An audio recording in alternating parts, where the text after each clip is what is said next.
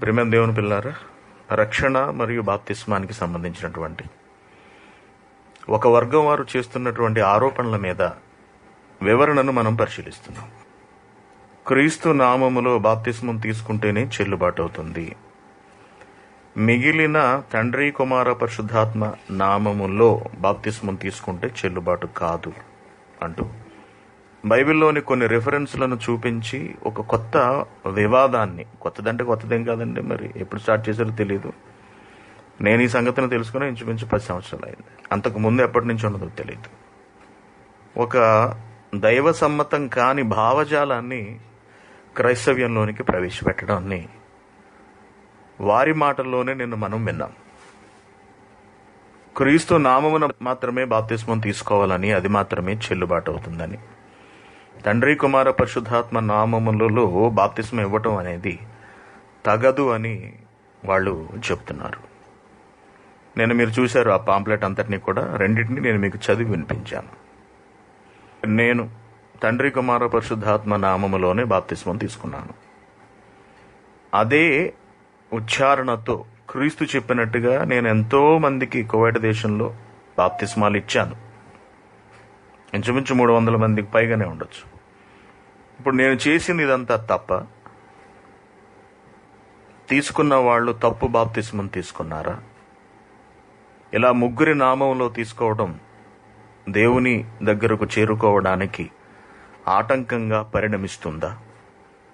ఈ వాదన సహేతుకమైనదేనా? వారు చేస్తున్నటువంటి ఈ వాదన వాక్యానుసారమైనదేనా కాదా అనే సంగతిని మనం గత 2 రోజులుగా పరిశీలిస్తున్నాం.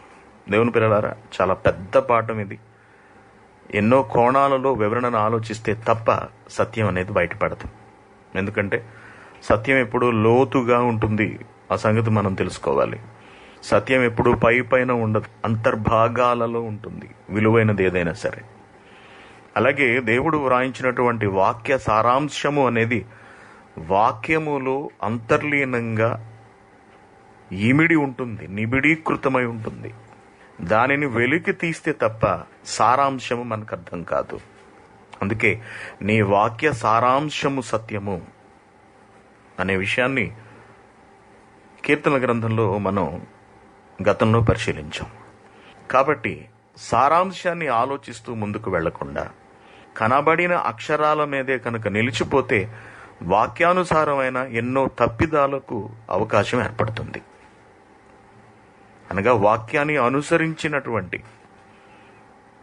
ఎన్నో తొట్టుపాట్లు, అనగా వాక్యంలోనే పొరపాట్లు అనేవి దొర్లిపోతూ ఉంటాయి. ఇవి మన భక్తి జీవితానికి చాలా ప్రమాదంగా పరిణమిస్తాయి. తెలుసుకోండి ఈ సంగతిని. మనం పాపం చెయ్యటం మన ఆత్మకు ఎంత చేటు తీసుకొస్తుందో, ఎంత కీడు చేస్తుందో, దేవుని వాక్యాన్ని అపార్థం చేసుకుని ఆ ప్రకారమే మనం వెళ్ళిపోవడం, లేదా మంకుపట్టు పట్టడం, ఒకే వచనం మీద లేదా ఒక భావం మీదే నిలిచిపోవడం, అదే సత్యం అనుకోవడం, దానినే అనేకులకు చెప్పి వారిని కూడా అదే మార్గంలోకి తీసుకురావడం అనేది పాపముగానే పరిగణించబడుతుందని దేవుడు చాలా స్పష్టంగా బైబిల్లో తెలియజేశాడు. కాబట్టి వాక్యానికి వ్యతిరేకంగా ఎవరూ ఆలోచించకూడదు. దేవుడు చెప్పిన ఒక విషయాన్ని అనేక వైపుల నుండి ఆలోచించి పరిశీలించి దానిని మనం అనుసరించాలి తప్ప దేవుడు చెప్పిన ఒక సందర్భంలోని ఒక భాగాన్ని మాత్రమే పట్టుకుని మనం నిలబడిపోవడానికి వీల్లేదు. ఎందుకంటే దేవుడు ఎన్నో సంగతులను అనేక చోట్ల బైబిల్లో వ్రాయించి ఉంచాడు. ఒక చోట ఒకే విషయానికి చెందిన ఒక ఉద్దేశం చెప్పబడితే మరొక రచయిత ద్వారా మరొక చోట అదే విషయానికి సంబంధించిన మరికొంత సమాచారాన్ని దేవుడు వ్రాయించాడు. ఇలా మరొక భక్తుని ద్వారా మరొక గ్రంథంలో ఇది వివరించబడి ఉంటుంది. ఇలా దీని కొరకు ఎక్కడెక్కడ ఏవేవైతే దేవుడు మాట్లాడాడో రచయితలు ఏ ఏ అభిప్రాయాలను వెలువరించారో అన్న వాటన్నిటినీ మనం ఒక చోటకు చేర్చుకుని ఆలోచిస్తే తప్ప దాని సారాంశం మనకు అర్థం కాదు. చూడండి, వంట చేయాలనుకున్నప్పుడు దానికి సంబంధించిన వస్తువులన్నీ మనం దగ్గర పెట్టుకుంటాం. ఒక కూర ఉండాలి అంటే వస్తువులన్నీ ఉండాలి, ఆహార పదార్థాలు అన్నీ ఉండాలి. ఉల్లిపాయలు, పచ్చిమిరపకాయలు, కూరగాయలు, దినుసులు, వాటిలో వేసే మసాలా దినుసులు కానివ్వండి, ఉప్పు, కారం, పసుపు, వెల్లుల్లి, అల్లం, జీలకర్ర తదితరములన్నీ ఒక చోట పెట్టుకుని మనం వంట చేస్తాం. ఒక్కొక్క దినుసుది ఒక్కొక్క రుచి, ఒక్కొక్క వాసన మనకు తెలుసు. జీలకర్ర వాసన వేరు, ఆవాల రుచి వేరు, కరివేపాకు వాసన వేరు, దాని రుచి వేరు, కొత్తిమీర వాసన వేరు, దాని రుచి వేరు. చేప కానీ, మాంసం కానీ, కూరగాయలు కానీ వాటి రుచి వేరు, వాటి వాసనలు వేరు. అయితే వీటన్నిటినీ కలిపి మనం ఒక వంటకాన్ని సిద్ధపరిచిన తర్వాత ఒక కొత్త రుచి వస్తుంది. అదే దాని సారము. ఆ రుచి కొరకే మనం వీటన్నిటినీ కలిపాం.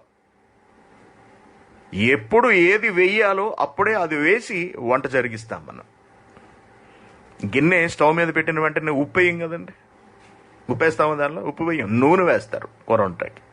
అలాగే మొత్తం కూరంతా వండేసిన తర్వాత దింపిన తర్వాత ఉప్పు వేయరు కదా. దానిని ఏ సమయంలో వేయాలో ఆ సమయంలోనే వేస్తారు.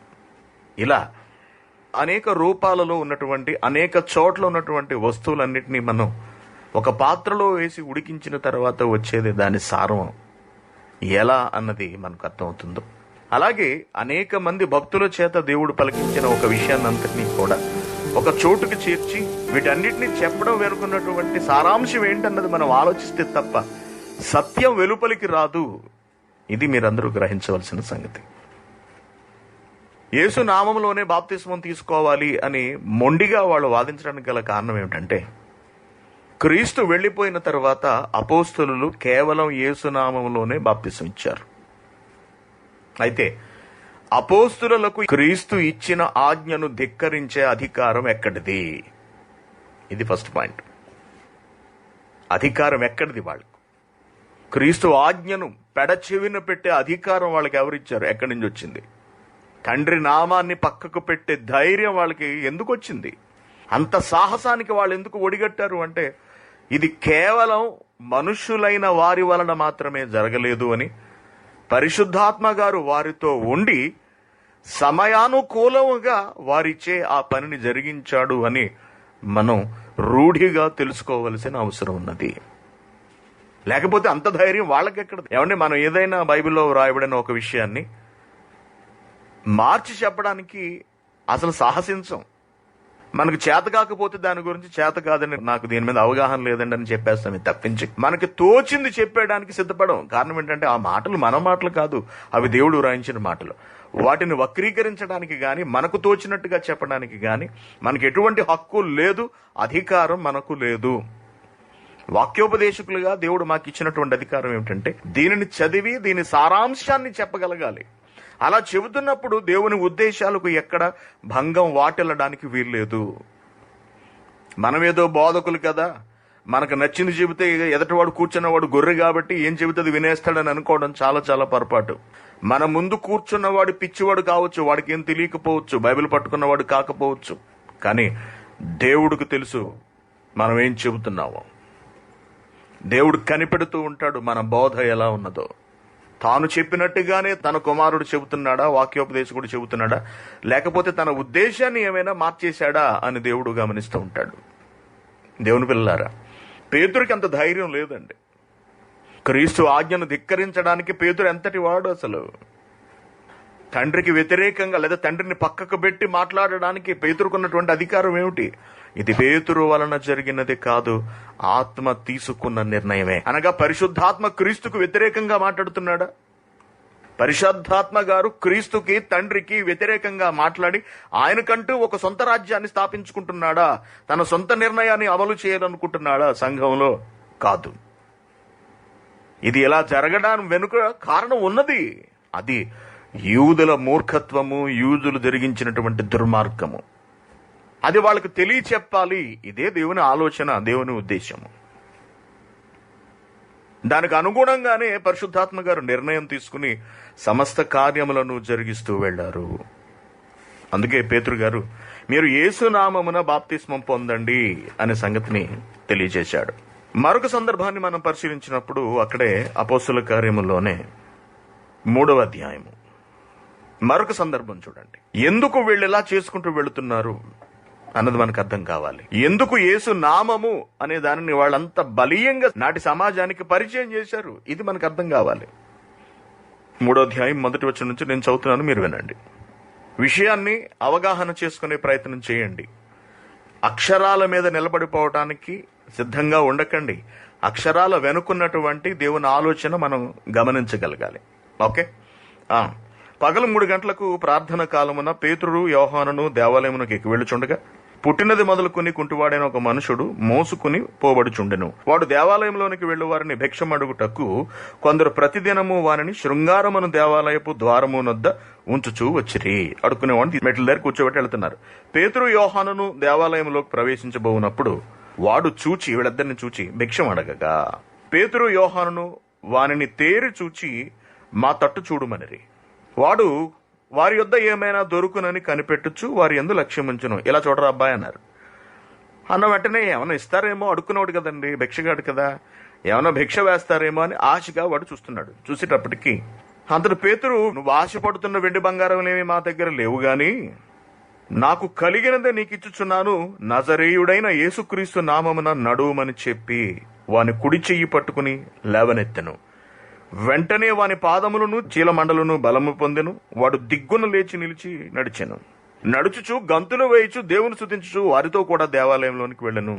వాడు నడుచుచు దేవుని స్తుతించుట ప్రజలందరూ చూచి శృంగారమును దేవాలయపు ద్వారమునొద్ద భిక్షము కొరకు కూర్చుండేవాడు వీడే అని గుర్తెరిగి వానికి జరిగిన దానిని చూచి విస్మయముతో నిండి పరవశులైరి. ప్రజలందరూ ఆశ్చర్యపోతున్నారు. వీడక్కడ మెట్ల దగ్గర కూర్చుని ఉండేవాడు కదా, వీడికి కాళ్ళు లేవు కదా, అనగా కాళ్ళు చచ్చుబడిపోయే నడవలేని స్థితి కదా, పోలియో వచ్చింది కదా వీడికి, మరి వీడేంటి నడుస్తూ గంతులు వేస్తున్నాడు అని చెప్పి వాళ్ళందరూ ఆశ్చర్యపోతున్నారట. వాడు పేతురును యోహానును పట్టుకుని ఉండగా ప్రజలందరూ విస్మయం ఉంది. సొలొమోను దను మండపములో ఉన్న వారి ఎత్తుకు గుంపుగా పరిగెత్తుకుని వచ్చిరి. ఈ ముగ్గురు ఎక్కడైతే ఉన్నారు, దీన్నంతటిని చూసిన వాళ్ళు ఆ భిక్షగాడు గంతులేయడం చూసి, కేకలు వేయడం చూసి అందరూ వాళ్ళ దగ్గరికి పరిగెత్తుకుంటూ వచ్చారంట. పేతురు దీనిని చూచి ప్రజలతో ఇట్లా, నేను ఇశ్రాయేలీయులారా, మీరు వీని విషయమై ఎందుకు ఆశ్చర్యపడుతున్నారు? మా సొంత శక్తి చేతనైనను భక్తి చేతనైనను నడవను వీనికి బలమిచ్చినట్టుగా మీరెందుకు మా తట్టు తేరు చూచుచున్నారు? ఇదేదో మేము చేశామని. అబ్రహాము, ఇస్సాకు, యాకోబు అని వారు దేవుడు అనగా మన పితరుల దేవుడు తన సేవకుడైన యేసును మహిమపరిచి ఉన్నాడు. అయితే మీరు ఆయనను అప్పగించిరి. సేమ్ ప్రసంగం అండి. పెంతుకొస్తు పండగ దినాన ఏ ప్రసంగం అయితే చేశాడో పేతురు గారు, దానినే పునరావృతం చేస్తున్నాడు. మళ్ళీ మీరు ఆయనను అప్పగించితిరి. వాళ్ళు చేసిన తప్పు వాళ్ళకి తెలియజేస్తున్నాడు పేతురు గారు.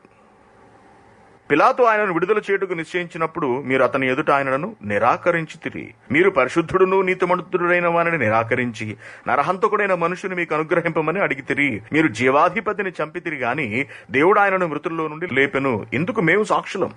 మీరు జీవాధిపతిని చంపితిరి, మీరు జీవాధిపతిని చంపేశారు, అందుకు మేము సాక్షులము.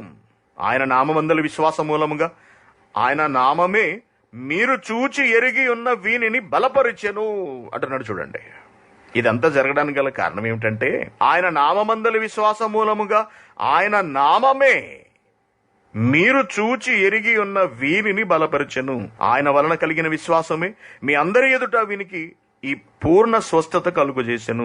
సహోదరులారా, మీరును మీ అధికారులను తెలియక చేసితిరని నాకు తెలియను.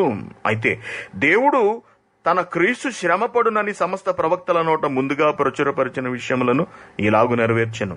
ప్రభువు సముఖము నుండి విశ్రాంతి కాలములు వచ్చినట్లు మీ కొరకు నియమించిన క్రీస్తును ఆయనను పంపునట్లు మీ పాపములను తుడిచి వేయబడు నిమిత్తమును మారు మనస్సు నుండి తిరుగుడి.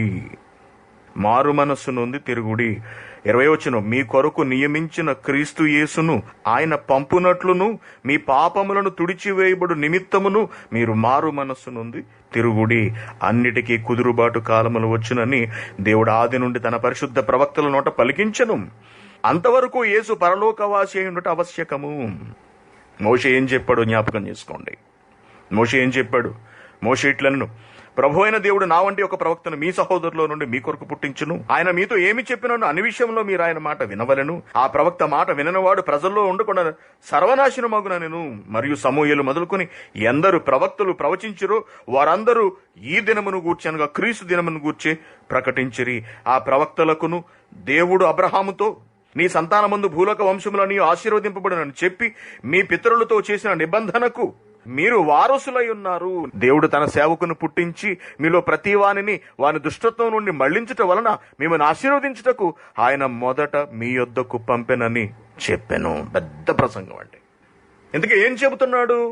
మీరు ఎవరిని వద్దనుకుంటున్నారో ఆయనే ప్రభువు, ఆయననే రక్షకుడిగా దేవుడు నియమించాడు. మీలో ప్రతి వారిని దుష్టత్వం నుండి మళ్లించుటకు మరియు మిమ్మల్ని ఆశీర్వదించుటకు ఆయనను మొదట మీ యొద్దకు దేవుడు పంపించాడు. ఆలోచించండి. వాళ్లకు క్రీస్తును కనబరుస్తున్నాడు పేతురు గారు. వాళ్లకు తండ్రి గురించి చెప్పవలసిన అవసరం లేదు, ఎందుకంటే తండ్రి ఎవరో తెలుసు. వాళ్ళు తండ్రిని బాగుగా ఎరిగిన వాళ్ళు ధర్మశాస్త్రాన్ని గ్రహించిన వాళ్ళు, తండ్రి అయిన దేవుణ్ణి అనుసరిస్తున్న వాళ్ళు. తండ్రి విలువను వారికి తెలియచెప్పవలసిన అవసరం లేదక్కడ పేతురుకి. ఇకపోతే పరిశుద్ధాత్మ గారు ఒక ఆయన ఉన్నారు, ఆయన వచ్చారు, ఆయన ఇదంతా చేసుకుంటూ వెళతారు. ఇదంతా చెబితే కనబడని పరిశుద్ధాత్మను అర్థం చేసుకునే పరిస్థితుల్లో నాటి సమాజం లేదు. మరి దేవుని వైపు మళ్లించడానికి ఎవరి గురించి చెప్పాలి అక్కడ? వాళ్ళు కళ్ళారా ఎవరినైతే చూశారో, తమ అనాలోచనతో ఎవరినైతే బంధించారో, పట్టించి సిలువ వేయించారో ఆయన గురించి చెబుతూ ఆయన పట్ల ఎంత అక్రమంగా ప్రవర్తించారో వాళ్లకు జ్ఞాపకం చేస్తూ చివరకు మీరు చంపించిన ఆయనే మీకు దిక్కు, ఆయనే మీకు రక్షకుడు అని వాళ్లకు తెలియపరచాలి. ఇదే ప్రణాళికతో అపోస్తులందరూ కదిలి ముందుకు వెళ్లారండి. ఇదే వారి ఆలోచన, ఇదే వారి సువార్త. యూదులకు వారు చెప్పింది ఇదే. మీరు ఆయనను చంపేశారు, మీ కొరకు దేవుడు ఆయనను పంపించాడు, మీరు దాన్ని గమనించలేకపోయారు, నిర్దాక్షిణ్యంగా చంపేసి మీ తల మీదకు మీరు దోషాలు తెచ్చుకున్నారు కదా. ఇప్పుడైనా మించిపోయింది ఏం లేదు. మీరు ఆయనను విశ్వసించండి, ఆయన నామమందు బాప్తిస్మం తీసుకోండి, ఆయన శరణు వేడుకోండి, ఆయనను ఆశ్రయించండి. మీరు అప్పుడు మీ పాపములకు పరిహారం జరుగుతుంది అని వాళ్లకు చెప్పడాన్ని పేతురు గారు మనం ఈ అధ్యాయం అంతట్లో గమనిస్తున్నాం. 4వ అధ్యాయం 1వ వచనం. వారు ప్రజలతో మాట్లాడుచుండగా యాజకులను దేవాలయపు అధిపతియు సద్దూకైలును వారు ప్రజలకు బోధించుటయు యేసును బట్టి మృతుల్లో నుండి పునరుద్ధానము కలుగునని ప్రకటించుటయు చూచి కలవరపడి వారి మీదకు వచ్చి వారిని బలాత్కారంగా పట్టుకుని సాయంకాలమైనందున మరునాటి వరకు వారిని కావలిలో ఉంచిరి. వాక్యం వినిన వారిలో అనేకులు నమ్మిరి. వారిలో పురుషుల సంఖ్య ఇంచుమించు 5,000. 5,000 మందిని దేవునిలోకి చేర్చగలిగారు ఆ రోజు. ఏ క్రీస్తునైతే వాళ్ళు ద్వేషించారో ఆ క్రీస్తు పట్లే ప్రేమ కలిగేటట్టుగా వాళ్ళు మాట్లాడుతూ, ప్రేమను కలిగిస్తూ ఆ క్రీస్తు నామమునే వారికి బాప్తిస్మాలు ఇవ్వటం ప్రారంభించారు. ఆలోచించండి చాలా జాగ్రత్తగా. ఎందుకు వాళ్ళు అలా చేశారు అనగా క్రీస్తును పక్కన పెట్టారా? కాదు, వాళ్ళు చెబుతున్నదే క్రీస్తు కొరకు. పరిశుద్ధాత్మను పక్కన పెట్టారా? పెట్టలేదు. అసలు వారి చేత ఈ మాటలు పలికిస్తున్నదే పరిశుద్ధాత్మ గారు. మరి కేవలం క్రీస్తు నామమున అనే సమస్తం ఎలా చెబుతున్నారు? వారు కళ్ళారా క్రీస్తును చూశారు. ఎవరు? అక్కడ ఉన్నటువంటి యూదులందరూ, ఆ ప్రజలందరూ. వాళ్లే స్వయంగా ఆయన మరణంలో భాగస్వాములై ఉన్నారు. కాబట్టి వారు క్రీస్తు గురించి చెప్పగానే చాలా త్వరగా తేలికగా విషయాన్ని అర్థం చేసుకోగలరు. అందుకే క్రీస్తు నామమును గురించి ప్రకటిస్తూ, క్రీస్తు నామములో స్వస్థత చేస్తూ, క్రీస్తు నామములోనే బాప్తిస్మాలు ఇచ్చారు. ఇదంతా పరిశుద్ధాత్మ దేవుని ప్రణాళిక, తండ్రి అయిన దేవుడు యేసుక్రీస్తు వారి ప్రోద్బలముతో. ఎందుకంటే పరిశుద్ధాత్మ గారు ఏది తనంతట తానుగా స్వతంత్రంగా చేసుకుంటూ వెళ్ళడు. క్రీస్తు దగ్గర నుండే సమస్తము గ్రహించి పరిశుద్ధాత్మ గారు కార్యములను నెరవేర్చుకుంటూ వెళతారు. క్రీస్తుకు ఎక్కడి నుంచి వచ్చింది విషయము? క్రీస్తుకి తండ్రి అయిన దేవుని దగ్గర నుంచి సమస్త సమాచారము వచ్చింది. దీన్ని ముయ్యకుండా యోహాను సువార్త 16వ అధ్యాయము 12వ వచనం. నేను మీతో చెప్పవలసినవి ఇంకను అనేక సంగతులు కలవు, కానీ ఇప్పుడు మీరు వాటిని సహింపలేరు. నేను చాలా చెప్పాలనుకుంటున్నాను, కానీ వాటిని భరించగలిగే శక్తి మీకు లేదు, మీరు తట్టుకోలేరు, మీ బుర్ర సరిపోదు. అయితే ఆయన అనగా ఎవరు? ఆయన అనగా ఎవరు? సత్యస్వరూపి అయిన ఆత్మ వచ్చినప్పుడు మిమ్మల్ని సర్వసత్యములోనికి ఆయన నడిపిస్తాడు. నేను కొంత చెబుతున్నాను, మిగిలిన భాగాన్ని ఆయన చెప్పి దాన్ని పూర్తి చేస్తాడు. సర్వసత్యాన్ని అనగా పరిపూర్ణమైన సత్యాన్ని ఆయన మీకు బోధిస్తాడు. ఆయన ఎక్కడి నుంచి తెచ్చి బోధిస్తాడు ఇవన్నీ? ఆయనకి ఎక్కడి నుంచి వచ్చిన సమాచారం అంతా? యేసుక్రీస్తు గారు అనుకోండి, తండ్రి చెప్పగా విన్నాడు, తండ్రి చెప్పమన్నవే చెప్పాడు. చూడండి, దీన్ని ముయ్యకుండా 12వ అధ్యాయానికి వెళ్ళండి. 49వ వచనంలో ఏముంటది? మనం చాలాసార్లు చూసాం. ఎలాగనగా, నా అంతటి నేనేం మాట్లాడలేదు, నేనేం అనవలనో ఏమి మాట్లాడవలనో దాన్ని గూర్చి నన్ను పంపిన తండ్రియే నాకు ఆజ్ఞ ఇచ్చి ఉన్నాడు. నా సొంతంగా నేనేం మాట్లాడలేదు, నా తండ్రి గారు నాకు ఏదైతే నేర్పారో అది మాత్రమే నేను మీకు చెబుతున్నాను అని యేసుక్రీస్తు గారు అంటున్నారు. ఇప్పుడు పరిశుద్ధాత్మ గారు ఆయన ఇష్టం వచ్చినట్టుగా ఆయన ఎందుకు చేస్తాడు? పరిశుద్ధాత్మ గారు ఇటువంటి నిర్ణయాలు తీసుకోవడానికి, దీనిని అమలు చేయడానికి ఆయనకి అధికారం ఎక్కడిది? ఆయనకి ఈ విషయం ఎలా తెలుసు అంటే, దానిని యేసుక్రీస్తు గారు 16వ అధ్యాయంలో చెబుతున్నారండి. 16వ అధ్యాయం 13వ వచనంలో, ఆయన అనగా సత్యస్వరూపి అయిన ఆత్మ వచ్చినప్పుడు మిమ్మల్ని సర్వసత్యంలోనికి నడిపించును. ఆయన తనంతట తానే ఏమీయూ బోధింపగా, నేను నా అంతట నేను ఏది ఎలా బోధించలేదు, అలాగే ఆత్మ కూడా తనంతట తానే ఏమీ బోధింపక వేటిని వినునో వాటిని బోధించి సంభవింపబో సంగతులను మీకు తెలియచేయును. వేటిని వినునో అంటే పరిశుద్ధాత్మ గారు కూడా మాటలు విన్నారు. ఎక్కడ విన్నారు? ఎవరి దగ్గర నుండి విన్నారు? ఏమండి, ఆయన ఏం విన్నాడో వాటినే బోధించి సంభవింపబో సంగతులను తెలియజేస్తాడట. పరిశుద్ధాత్మ గారు ఎక్కడి నుండి విన్నారు అంటే 14వ వచనం, ఆయన నా వాటిలోనివి తీసుకుని మీకు తెలియజేయును. నా వాటిలోనివి తీసుకుని మీకు తెలియజేయును. పరిశుద్ధాత్మ గారికి ఈ మాటలు, ఈ నిర్ణయాలు ఇవన్నీ ఎవరి దగ్గర నుండి వచ్చాయంటే యేసుక్రీస్తు గారి దగ్గర నుండి వచ్చాయి. యేసుక్రీస్తు గారికి ఎక్కడి నుంచి వచ్చాయి? తండ్రి అయిన దేవుడు చెప్పగా వచ్చినవి. ఆయన నా వాటిలోనివి తీసుకుని మీకు తెలియచేయను గనుక నన్ను మహిమపరుచును. తండ్రికి కలిగి ఉన్నవన్నీ నావి, అందుచేత ఆయన నా వాటిలోనివి తీసుకుని మీకు తెలియజేయునని నేను చెప్పి తిని. మరి పరిశుద్ధాత్మ ప్రోద్బలంతో మాట్లాడినటువంటి పేతురు గారు తండ్రి అయిన దేవుణ్ణి, పరిశుద్ధాత్మను కావాలని పక్కకు నెట్టేశాడా? లేకపోతే అది తప్పని ఇవ్వలేదా? ఆలోచించండి. తండ్రి, కుమార, పరిశుద్ధాత్మ నామంలో ఇవ్వకూడదు అనే ఉద్దేశంతోనే యేసునామంలో ఇచ్చారు అన్నట్టుగా వీళ్ళ పాంప్లెట్లో రాసుకొచ్చారు నిన్న. ఏమండి, అది పేతురు గారు ఉద్దేశపూర్వకంగా అది తప్పు అనే భావనతో చేశాడా? పరిశుద్ధాత్మ గారి ప్రేరణతో చేశాడా? పరిశుద్ధాత్మ గారు చేయించాడు దీన్నంత. అంటే పరిశుద్ధాత్మ గారు తండ్రిని పక్కన పెట్టేశాడా? తన్ను తాను తీసి పక్కన పెట్టేసుకున్నాడా? లేదండి, లేదు. నాటి యూదులకు క్రీస్తును గురించిన వివరణ ఇవ్వడం అవసరం. ఎందుకంటే క్రీస్తును వాళ్ళు నమ్మట్లేదు గనుక. క్రీస్తును నమ్మితే తండ్రిని నమ్మినట్టే గనుక. అర్థమైందా అండి? క్రీస్తుని నమ్మితే తండ్రిని నమ్మినట్టే గనుక వాళ్ళకి సంగతులు ఏమీ తెలియదు. క్రీస్తు దేవుని కుమారుడు కాదు, ఆయనను చంపేయాలి, అదొక్కటే వాళ్ళ మైండ్లో ఉన్నది. వాళ్ళ ఆలోచన నెరవేర్చుకున్నారు. అది దేవుడి దృష్టిలో తప్పు. కాబట్టి ఎవరినైతే శిక్షించారో వాళ్ళనే క్షమాపణ వేడుకోవాలి. ఎవరినైతే సిలువ ఎక్కించారో ఆయన పాదాల చెంతకే ఈ యూదులందరూ రావాలి. ఆయన పాదాల మీద పడాలి, క్షమాపణ తెచ్చుకోవాలి, దేవుని రాజ్యంలోకి చేరాలి. కాబట్టి మీరు చంపిన వాడే మీకు దిక్కైన వాడు అనే భావనను వాళ్ళకు తెలియపరుస్తున్నారు పేతురు గారు. కాబట్టి ప్రియమైన దేవుని పిల్లారా, ఎందుకు, ఏ సందర్భంలో పేతురు గారు ఇలా వ్యవహరించవలసి వచ్చింది అన్నది మనం ఆలోచించాలండి. గుడ్డెద్దు చేలోబడినట్టుగా మనం వ్యవహరించడం కాదు. ఏ ఉద్దేశంతో పనులు జరిగించుకుంటూ వెళ్లారు అన్నది మనం గమనించాలి. Very good. యూదులలో వీళ్ళు క్రీస్తుని చాలా బలంగా తీసుకువెళ్లారు. యేసు నామముననే బాప్తిస్మాలు ఇచ్చారు, వాక్యాన్ని బోధించారు.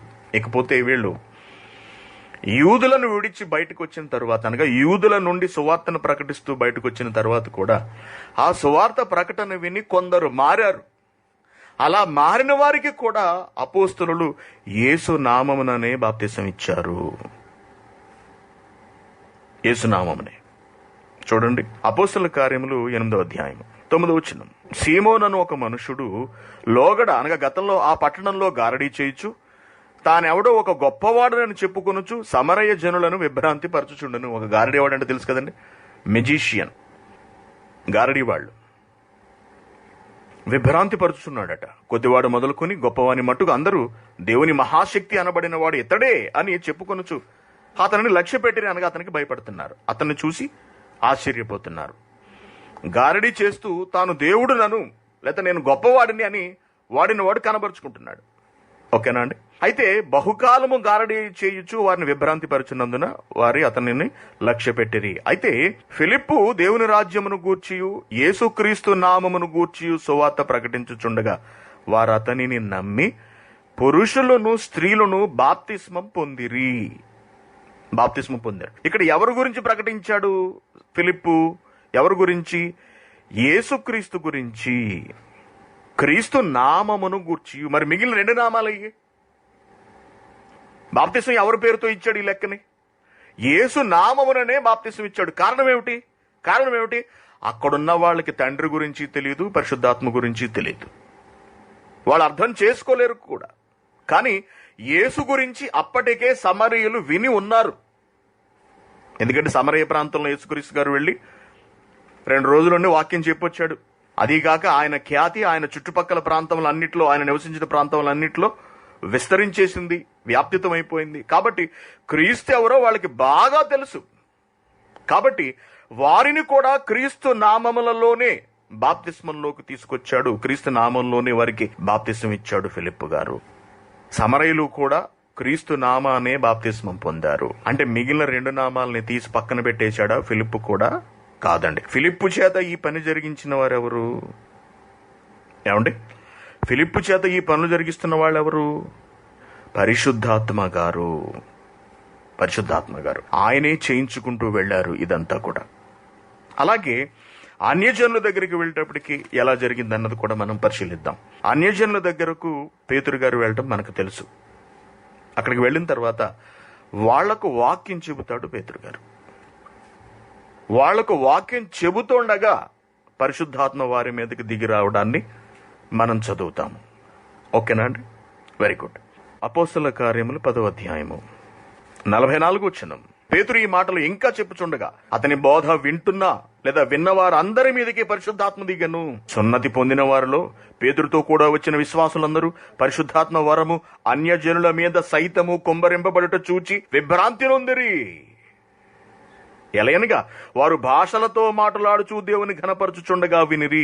అందుకు పేతురు, మనవలే పరిశుద్ధాత్మ పొందిన వీరు బాప్తిస్మం పొందకుండా ఎవడైనను నీళ్లకు ఆటంకం చేయగలడా అని చెప్పి యేసుక్రీస్తు నామమందు వారు బాప్తిస్మం పొందవలెనని ఆజ్ఞాపించెను. అన్యజనులకు కూడా క్రీస్తు గురించే చెప్పాడు. మీరు తండ్రి యొక్కయు కుమారుని యొక్కయు పరిశుద్ధాత్మ యొక్కయు నామమున బాప్తిస్మం పొందవలెనని వారికి చెప్పలేదు. మీరు యేసు నామముననే బాప్తిస్మం పొందవలను. కారణం ఏమిటంటే యేసే నాటి ప్రపంచానికి బాగా అనగా ఆ చుట్టుపక్కల ఉన్నటువంటి ప్రాంతాలకు బాగా చిరపరిచితమైన వ్యక్తి. ఆయన నామము చుట్టుపక్కల గ్రామాలలో వ్యాప్తితమైపోయింది. రక్షకుడు ఎవరు అన్నదే నాటి ప్రాథమిక దశలో ఉన్నటువంటి మనుషులకు అవసరం. రక్షకుడు ఎవరు, రక్షించేది ఎవరు, ఇమ్మీడియట్ గా రక్షిస్తున్నది ఎవరంటే యేసుక్రీస్తు. ఆయన దేవుని కుమారుడు, ఈ లోకానికి వచ్చాడు. ఆయన నమ్ముకుంటేనే రక్షణ లభిస్తుంది. కాబట్టి మీ పాపాలను విడిచిపెట్టి మీరు ఆయన నామాన్ని అంగీకరిస్తూ మీరు బాప్తిస్మం తీసుకోండి అని వాళ్ళు చెప్పడం మొదలు పెట్టారు. వారి మాటలకు అనుగుణంగా వారు తమ మనసులను మార్చుకున్నారు. అదే క్రీస్తు నామములో అంటే ఎవరి గురించి అయితే వాళ్ళకి పరిచయం చేశారో ఆ పరిచయం చేసిన నామాన్నే, క్రీస్తు నామాన్నే అన్యజనులకు బాప్తిస్మం ఇవ్వడం జరిగింది. అలా అని తండ్రి నామము ఆ పరిశుద్ధాత్మ నామము లేదనా? ఆ నామములలో ఇవ్వకూడదు కాబట్టి ఇక్కడ పేతురు గారు ఇవ్వలేదా? దేవుని పిల్లలారా, సువార్త ప్రకటన పరిశుద్ధాత్మ గారి ప్రేరణతో జరిగింది. గుర్తుంచుకోండి. చూడండి, అపోస్తుల కార్యముల్లోనే 4వ అధ్యాయం చూడండి, 29వ వచనం. అపోస్తులు కూడి ప్రార్థన చేస్తున్నారు. అపోస్తులు కూడి ఏకమై ప్రార్థన చేస్తున్నారు. ఆ ప్రార్థన ఎలా ఉన్నదో చూడండి. ప్రభువా, ఈ సమయమందు మీ వాక్యం ప్రకటిస్తుంటే వీళ్ళు మమ్మల్ని బెదిరిస్తున్నారు. కాబట్టి ప్రభువా, ఈ సమయమునందు వారి బెదిరింపులు చూచి రోగులను స్వస్థపరచుటకును నీ పరిశుద్ధ సేవకుడైన యేసు నామము ద్వారా సూచక్రియలను మహత్కార్యములను చేయుటకు నీ చెయ్యి చాచియుండగా నీ దాసులు బహుధైర్యముగా నీ వాక్యము బోధించున్నట్లు అనుగ్రహించుము అని వాళ్ళు ప్రార్థించారు. వారు ప్రార్థన చేయగానే వారి కూడియున్న చోటు కంపించెను. అప్పుడు వారందరూ పరిశుద్ధాత్మతో నిండిన వారై దేవుని వాక్యమును ధైర్యముగా బోధించిరి. అనగా పేతురు వాక్య ప్రకటనలో ఉన్నది ఎవరు? పరిశుద్ధాత్మ గారు. యేసు నామమున వాక్యం ఇవ్వాలి అనే ఆలోచన ఉన్నది ఎవరికి? పరిశుద్ధాత్మ గారికి. ఆలోచించండి. ఇంకా కాస్త మనం ముందుకు వెళితే, ఇంకొంచెం లోతుకు వెళితే, అపోస్తుల కార్యములు 19వ అధ్యాయము మొదటి నుంచి చదవండి, క్లియర్ గా ఉంటుంది. అపోల్లో కొరింథీలో ఉన్నప్పుడు జరిగినది ఏదనగా, పౌలు పై ప్రదేశములలో సంచరించి ఎఫెసునకు వచ్చి కొందరు శిష్యులను చూచి, ఎఫెసి పట్టణానికి వచ్చారు పౌలు గారు. కొందరు శిష్యులను చూచి, అప్పటికే వారు ప్రభువును విశ్వసించిన వాళ్లే.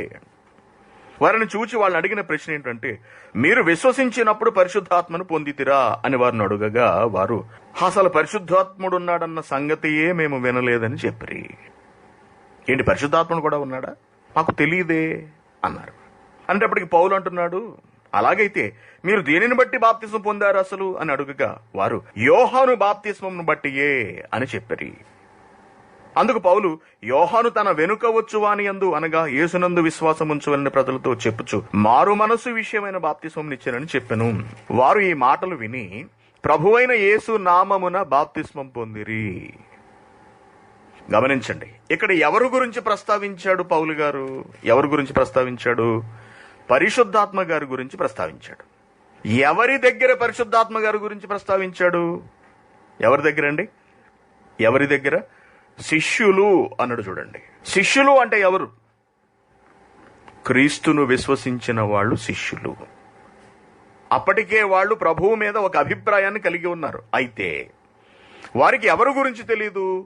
పరిశుద్ధాత్మ గారి గురించి తెలియదు.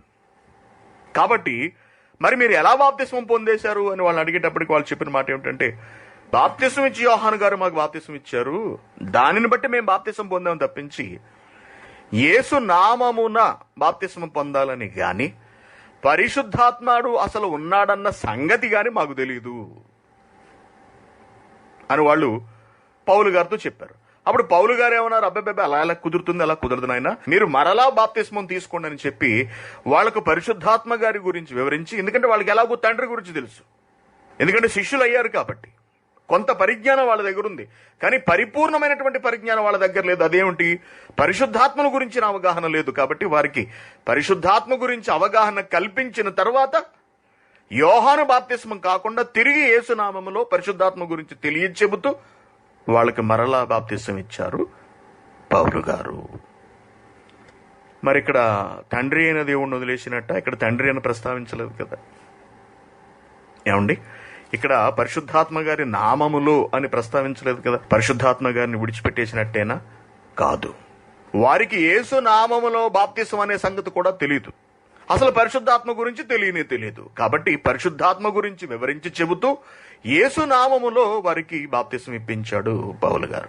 అలా అని అందరినీ తృణీకరించినట్ట, తండ్రి అయిన దేవుణ్ణి విడిచిపెట్టినట్ట కాదు. ఆ సందర్భానికి వారికి యేసును గురించి తెలియచెప్పడము చాలా చాలా అవసరం. కాబట్టి ప్రియమైన దేవుని పిల్లారా, యేసు నామాన ఎందుకు బాప్తిస్మం ఇవ్వవలసి వచ్చింది నాటి కాలంలో అన్నది మనం ఆలోచించగలగాలి. నాటి కాలంలో ఎందుకు ఇవ్వవలసి వచ్చింది? వాళ్ళు క్రీస్తును వ్యతిరేకించారు కాబట్టి. అన్యజనులకు యేసు నామంలో ఎందుకు బాప్తిస్మం ఇవ్వాల్సి వచ్చింది?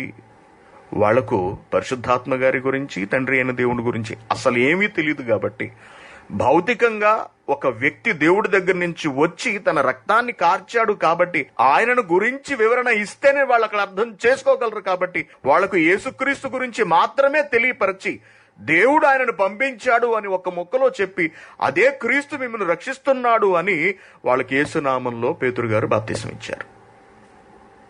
ఇకపోతే పౌలు గారు మనం చూసాం. ఇలా ఆయా సందర్భాలను బట్టి, ఆయా వ్యక్తుల జ్ఞానాన్ని బట్టి, దేవుని పట్ల వాళ్ళకు ఉన్నటువంటి అవగాహనను బట్టి వాళ్ళకి క్రీస్తుని పరిచయం చేసుకుంటూ వెళ్లారు భక్తులందరూ. పేతురు గాని, పౌలు గాని, మిగిలిన వాళ్ళందరూ. అంతే తప్పించి తండ్రి కుమారుణ్ణి లేకపోతే పరిశుద్ధాత్మను తీసేయాలి అన్నది అక్కడ వారి ఉద్దేశం కాదండి. ఎంత మాత్రము ముగ్గురి నామములో బాప్తిస్మం ఇవ్వకూడదు అన్నది కాదు వాళ్ళ కాన్సెప్ట్. అక్కడ గమనించండి, దేవుని జ్ఞానము సర్వసత్యమై అక్షర రూపంలో మానవుల చేతులలోనికి ఇంకా రాకముందటి రోజులవి. అర్థమవుతుందండి? పేతురు గారు ఒక చోట పని చేసుకుంటూ వెళుతున్నాడు, పౌలు గారు మరొక చోట పని చేసుకుంటూ వెళుతున్నాడు. పేతురు గారికి తెలిసిన జ్ఞానాన్ని పేతురు గారు లిఖిస్తూ వెళుతున్నారు పత్రికల రూపంలో. పౌలు గారికి అనుగ్రహింపబడుతున్నటువంటి జ్ఞానాన్ని పౌలు గారు లిఖిస్తూ వెళుతున్నారు పత్రికల రూపంలో. ఇకపోతే అపోస్తులందరూ కూడా తిరిగి చేస్తున్నటువంటి సువార్తను కొందరి భక్తుల ద్వారా మరొక ప్రక్కన దేవుడు లిఖింప చేస్తున్నాడు. అదే అపోస్తుల కార్యములు. ఆలోచించండి. ఇప్పుడు పౌలు గారు ఏం ప్రకటించారు అన్న దాని మీద 100% సమాచారం పేతురు గారి దగ్గర ఉండదు. కొన్ని పత్రికలు పేతురు గారు చదివారు. పేతురు ఏమి రాశాడు అన్నది పౌలు గారికి ఖచ్చితమైన సమాచారం ఉండదు. ఎందుకంటే ఆయన రాసిన పత్రికలు ఎవరి దగ్గర ఉన్నావో, ఎవరు చదువుతున్నారో తెలియదు అప్పటికి. ఎందుకంటే అందరూ వారి వారి పనులలో, ప్రయాణాలలో ఉన్నారు. మనలాగే పక్క పక్కన కూర్చుంది, నువ్వు రాసింది నాకి, నేను రాసింది నీకు ఇస్తాను, మన ఇద్దరం కాపీ కొట్టుకుని రాసుకుందాం అనుకోలేదండి. దేవుడు వాళ్ళకి అప్పగించిన బాధ్యతలను బట్టి ఒక్కొక్కరు ఒక్కొక్క ప్రాంతంలో సంచరిస్తూ, దేవుడు పరిశుద్ధాత్మ ద్వారా వాళ్ళకి ఇవ్వబడిన జ్ఞానాన్ని బట్టి వాళ్ళు పత్రికలను రచిస్తూ, లిఖిస్తూ, సువార్తలు లిఖిస్తూ, వ్రాసుకుంటూ వెళుతున్నారు. అప్పటి పరిస్థితులను బట్టి వాళ్ళు కనబరచవలసింది క్రీస్తును మాత్రమే. అందుకే క్రీస్తునే కనబరిచారు. ప్రజలచే విశ్వసింప చేయవలసింది క్రీస్తును మాత్రమే. అందుకే క్రీస్తు నామముననే బాప్తిసం ఇచ్చారు. ఇప్పుడు మన చేతికి పరిపూర్ణమైన జ్ఞానం వచ్చేసింది. అనగా అక్కడ పేతురు గారు అలా ఎందుకు మాట్లాడారు, ఇక్కడ యేసుక్రీస్తు గారు తండ్రి కుమార పరిశుద్ధాత్మ నామంలో ఎందుకు బాప్తిసం ఇమ్మన్నారు అన్నది, ఈ రెండు భావనలు కూడా ఇప్పుడు బైబిల్ గ్రంథంగా మన చేతిలోకి వచ్చేసాయి. అప్పుడు బైబిల్ గ్రంథంగా వాళ్ళ చేతులలో లేవు. యేసుక్రీస్తు గారు పరిశుద్ధాత్మ విషయంలో చెప్పినటువంటి, నేను వెళ్ళిన తర్వాత పరిశుద్ధాత్మ గారు వచ్చి మిగిలిన సంగతులన్నీ మీకు తెలియచేస్తారు అన్న మాట వెనుకున్నటువంటి ఆలోచనను మీరు గమనించండి. నేను కొంత చెబుతున్నాను, మిగిలిన కొంత పరిశుద్ధాత్మ గారు చెప్పిస్తారు. ఎవరి ద్వారా చెప్పిస్తారు? ఒక్క వ్యక్తి ద్వారా చెప్పించరు. పేతురు ద్వారా కొంత, మత్తయి గారి ద్వారా కొంత, లేకపోతే పౌలు గారి ద్వారా కొంత, యోహాను గారి ద్వారా కొంత, యాకోబు ద్వారా కొంత. ఇవన్నీ పత్రికలు మనకు బైబిల్లో కనిపిస్తున్నాయి. వాళ్ళు దేన్ని ప్రకటించారో దాన్ని లిఖించారు. ఇలా పరిశుద్ధాత్ముడు ఆయా భక్తుల ద్వారా ఆయా సందర్భాలన్నిటినీ వ్రాసుకుంటూ వెళ్ళాడు. ఆయా కాలాలను బట్టి, అక్కడి పరిస్థితులను బట్టి వాళ్ళు సువార్త ప్రకటన గావిస్తూ వెళ్లారు. క్రీస్తును ప్రప్రథమంగా వాళ్ళు చూపించుకుంటూ వెళ్లారు. అందుకు క్రీస్తు నామమున బాప్తిస్మాలు వాళ్ళు ఇవ్వవలసి వచ్చింది. ఈరోజు మన చేతిలో ఏమున్నది? పరిపూర్ణమైన జ్ఞానం ఉన్నది. ఇక్కడ యేసుక్రీస్తు గారు ఎందుకు తండ్రి కుమార పరిశుద్ధాత్మ నామంలో ఇవ్వమన్నారు అన్నది ఈ బైబిల్ గ్రంథంలోనే మన చేతిలో ఉంది, కానీ వాళ్ళ చేతిలో లేదు. పేతురు గారు ఎందుకు యేసు నామమునే బాప్తిసం ఇచ్చారు అనే దాని సారాంశం బైబిల్ గ్రంథంగా నేడు మన చేతిలో ఉంది, వాళ్ళ చేతిలో లేదు. అలాగే పరిశుద్ధాత్మను గురించిన అవగాహనకు మనం కల్పించుకోవడానికి జ్ఞానమంతా నేడు మన చేతిలో ఉంది. నాడు అక్షర రూపంలో భక్తుల చేతిలో, నాటి ప్రజల చేతిలో లేదు. వాళ్ళు చెప్పుకుంటూ వెళుతున్నారు, ఒక పక్కన వ్రాసుకుంటూ వెళుతున్నారు. అలా వ్రాయబడిన జ్ఞానం పరిపూర్ణమై నేడు మన చేతుల్లోకి వచ్చింది. కాబట్టి ఏ సందర్భంలో ఎవరు, ఎందుకు, ఎలా బోధించారు, ఎలా ప్రవర్తించారు అన్నది మనకు తెలుస్తుంది. స్పష్టంగా మనకు తెలుస్తుంది. ఎందుకు? మొత్తం అంతా వచ్చేసింది ఇప్పుడు మన చేతుల్లోకి. ఇప్పుడు మనం యేసునామం అనే బాప్తిస్మం తీసుకోవాలా? ఆలోచించండి. ఇప్పుడు ఇక్కడ క్రీస్తును వ్యతిరేకిస్తున్న వాళ్ళు, క్రీస్తును చంపిన వాళ్ళు, క్రీస్తు మీద నిందలు మోపిన వాళ్ళు ఎవరైనా ఉన్నారా? ఎవరు లేరు నేరుగా. కాబట్టి వాళ్ళకి ఏం చెప్పి బాప్తిసం ఇవ్వాలి? తండ్రి గురించి చెప్పాలి, కుమారుని గురించి చెప్పాలి, పరిశుద్ధాత్మ గురించి, ముగ్గురు గురించి చెప్పి బాప్తిసం ఇవ్వాలి. ఎందుకంటే అసలు ఎవరు గురించి తెలియని వాళ్ళు ఇప్పుడున్న వాళ్ళు. అర్థమైందా అండి? అప్పటి సమాజానికి క్రీస్తు మాత్రమే తెలుసు. ఇప్పటి సమాజానికి క్రీస్తు కూడా తెలియదు. అసలు కాబట్టి ఇప్పుడు మనం ఎవరి గురించి చెప్పాలి? ముగ్గురు గురించి చెప్పాలి. వింటున్నారా? అందరూ శ్రద్ధగా వింటున్నారా లేదా? మాకు తెలుసు అని మాత్రం దయచేసి అనుకోకండి. ఓ సింతే కదా అని మాత్రం అనుకోకండి ఎవరు. చాలా శ్రద్ధగా వినటం, ఆకలింపు చేసుకోవడం అవసరం. బోధకులు సమాజాన్ని ఎలా తగలబెట్టేశారన్నది మనకు కనుక అర్థం కాకపోతే ఆ తగలబడిపోవడంలో మనం కూడా చేరిపోతాం. వాక్యంలోని భావాలను, దేవుని ఉద్దేశాన్ని గమనించక ఈ బోధకులు ఎవరికి నచ్చిన బోధన వాళ్ళు సమాజం మీద రుద్దేశారు. అందుకే 60-70 ఏళ్లు బైబిల్ చేతపట్టుకుని చర్చికి వెళ్తున్నా ఒక్కడికి బైబిల్లో అక్షర జ్ఞానం ఉండదు. అబ్బలేదు, ఒక్క అక్షరముకు అబ్బలేదు ఈ రోజుకి ఎవడికి. చచ్చిపోతున్నారు. ఒక పక్కన కరోనాతో ఎన్ని కోట్ల మంది చస్తారో లెక్క తెలీదు. ఇలాంటి తప్పుడు బోధనలో మునిగిపోయి చస్తే నరకం తప్పదు. జ్ఞాపకం ఉంచుకోండి. బోధించిన వాడికి తప్పదు, ఆలోచించక దాన్ని అనుసరిస్తున్న వాడికి తప్పదు. కేవలం యేసు నామాన్నే బాప్తిస్మం తీసుకోవాలని ఇంత ఖచ్చితంగా వీళ్ళు చెబుతున్నారు పాంప్లెట్లు వేసి. మరి తండ్రి, కుమార, పరిశుద్ధాత్మ నామాన్ని తీసుకోమని యేసుక్రీస్తు గారు ఎందుకు చెప్పారు? దేవుని పిల్లారా, కాబట్టి క్రీస్తును పరిచయం చేయడానికి, నాటి అంగీకరించని సమాజానికి క్రీస్తుని బలంగా పరిచయం చేయడానికి యేసు నామముననే బాప్తిసం అనే దాన్ని వాళ్ళు నొక్కి చెప్పారు. ఇది ఒక భాగం, ఇదొక పార్ట్. Very good. ఇంతకీ యేసుక్రీస్తు గారు తండ్రి, కుమార, పరిశుద్ధాత్మ నామంలో ఎందుకు తీసుకోమన్నాడు? ఇది ప్రశ్న. అందుకే నామము అంటే ఏమిటి అసలు? నామము అనగానేమి, నామం అంటే ఏమిటి? ఇది మనకు అర్థం కావాలి మొట్టమొదట. దేవుని పిల్లలారా, నామము అనగానే మనందరికీ తెలుసు, నామము అనగా పేరు. నామం అనగా పేరు అండి. Very good. ఇప్పుడు తండ్రి నామం ఏమిటి? తండ్రి నామం ఏమిటి? మోషే గారు వచ్చేంత వరకు ఎవరికి తెలియదు తండ్రి నామం ఏమిటి అన్నది. అంతకుముందు వరకు కూడా అందరూ సర్వశక్తుడైనటువంటి దేవుడు అనే పేరుతోనే తండ్రి అయిన దేవుణ్ణి పిలిచేవారు. మొట్టమొదట మోషే గారు క్వశ్చన్ వేశాడు, మీ పేరేం పేరండి అని. అంతవరకు ఎవరు పేరు అడగలేదు. దేవుడు అనే భావనలోనే ఉన్నారు. పేరు అడగలేదు ఎవరు కూడా. పేరు అడగాల్సిన పరిస్థితి ఎప్పుడు ఏర్పడుతుంది? బాగా గమనించండి. ఆ హాల్లోకి వెళ్ళు, ఒక ఆయన ఉంటాడు, ఆయన్ను పిలువు. హాల్లోకి వెళ్ళు, ఒక ఆయన ఉంటాడు, ఆయనను పిలువు అంట. ఒక్కడే ఉంటే పేరు చెప్పాల్సిన అవసరం ఉంటుందా? ఉంటుందా అండి? ఉండదు. లోపలికి వెళ్ళు, ఓకే, సత్యనారాయణ గారు ఎవరో కనుక్కుని ఆయన బయటికి తీసుకురా అంటాం. అక్కడ పేరెందుకు చెప్పవలసి వచ్చింది? చాలా మంది ఉన్నారు కాబట్టి లోపల. అంతమందిలో ఫలానా ఆయన ఎవడు అనేది గుర్తుపట్టడం కొరకు మనం పేరు అడుగుతాం. ఆలోచించండి. ఇప్పుడు మోషే దేవుణ్ణి నీ పేరేంటి మరి అంటే, నేను అడుగుతున్నానని కాదు, ఇశ్రాయేలీలందరూ అడుగుతారు అసలు నీ పేరేం పేరని, ఏం చెప్పమంటావు అని అడిగాడు. మనందరికీ తెలుసు.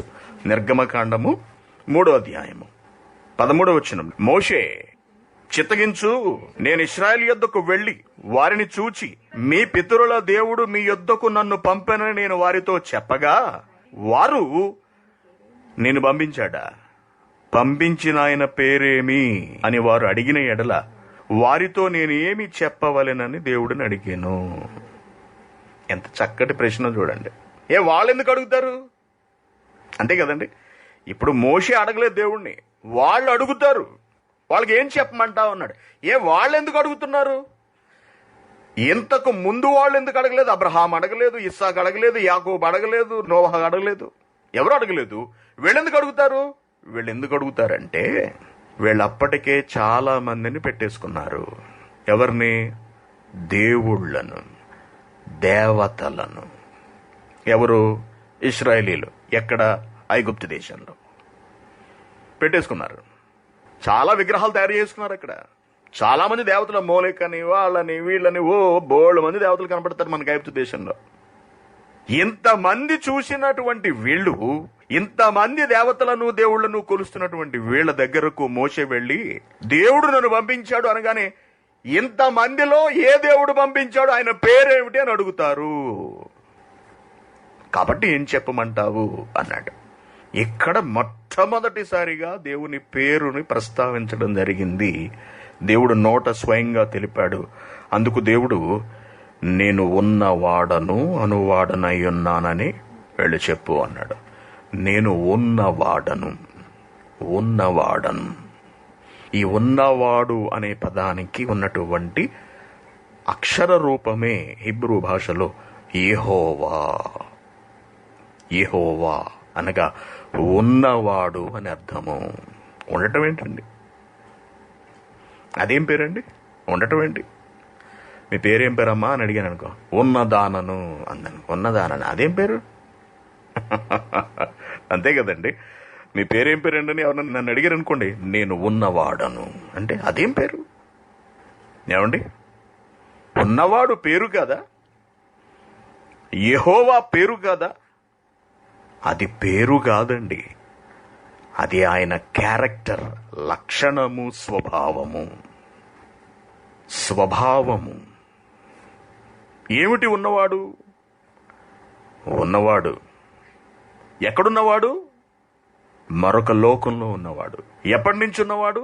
ఎప్పటి నుంచో ఉన్నవాడు. ఎప్పుడొచ్చాడు? ఎప్పుడో వచ్చినవాడు కాదు, ఉన్నవాడు. ఎప్పుడు వెళ్ళిపోతాడు? ఎప్పుడో వెళ్ళిపోయేవాడు కాడు, ఉన్నవాడు. మధ్యలో వచ్చినవాడు కాడు, మధ్యలో పోయేవాడు కాడు, ఉన్నవాడు. ఎప్పటి నుంచి ఉన్నవాడు? ఎప్పటి నుండో అంటే కాలము లేదిక ఉన్నవాడు. ఈ ఉన్నవాడైన దేవుడైన తండ్రి అయిన దేవుడైనటువంటి యెహోవా అసాధారణమైనటువంటి గుణ లక్షణాలను, స్వభావాలను కలిగిన వాడు. ఆయన దయామయుడు, ఆయన కృపామయుడు, ఆయన మహాశక్తి సంపన్నుడు, ఆయన సైన్యములకు అధిపతి. ఏమండి, ఆయన కరుణ వాత్సల్యపూర్ణుడు, ఎవరినైనా క్షమించుటకు సిద్ధమైన మనస్సు గలవాడు. ఇవన్నీ ఏమిటి? క్యారెక్టర్స్. పేపర్లో కొన్ని సంగతులు నేను చూశాను. ఇటీవల కరోనా వచ్చిన సందర్భంలో చాలా మంది ఈ కూలీలు గాని మిగిలిన వారు గాని ఆయా ప్రాంతాల్లో చిక్కుకుపోతే వాళ్ళలో చాలా మందిని వారి ప్రాంతములకు చేర్చడానికి, సొంత గ్రామాలకు చేర్చడానికి సోనూ సూద్ అనే ఒక హిందీ యాక్టర్ ముందుకొచ్చి చాలా సహాయం చేశాడు. మీరు గమనించారు లేదో? చాలా సహాయం చేశాడు. అంటే ఆయన వెనక చాలా మంది ఉండి ఆయన ముందు నడిపించారు. విమానాలను కూడా ఏర్పాటు చేసి కొన్ని ప్రాంతముల నుండి వారి స్వంత ప్రాంతాలకు పంపించడాన్ని కూడా మనం చూసాం. నిన్నగాక మొన్న ఆంధ్రప్రదేశ్లో ఎవరికో పేద రైతు దంపతులకు ఒక ట్రాక్టర్ను కూడా ఆయన బహుకరించాడు. ఆయన గురించి మాట్లాడుతూ నిన్న ఆయన జన్మదినమట. అపర కర్ణుడు అన్నారు. అపర కర్ణుడు అనగా ఆయనకున్నటువంటి దాన గుణం ఎంత గొప్పదో వర్ణించటానికి ఒక పేరును తీసుకుని, చరిత్రలో ఉన్నటువంటి ఒక పేరు లేదా పురాణాల్లో ఉన్నటువంటి ఒక పేరును తీసుకున్నారు, అపర కర్ణుడు అని. ఈ రోజున భారతదేశంలో ఆయన ఒక హీరో, విలన్ కాదు అంటున్నారు. ఎందుకు ఆయనకు అంత మంచి పేరు వచ్చింది?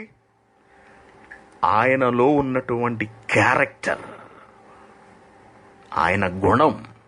పేరు సోనూ సూదే కావచ్చు, కానీ ఈ రోజున ఆయనను హీరో అంటున్నారు. Hero, is not a villain, hero అంటున్నారు. అనగా నాయకుడు, కథానాయకుడు అంటున్నారు. ఇప్పుడు ఆ హీరో అనేది ఏమిటి?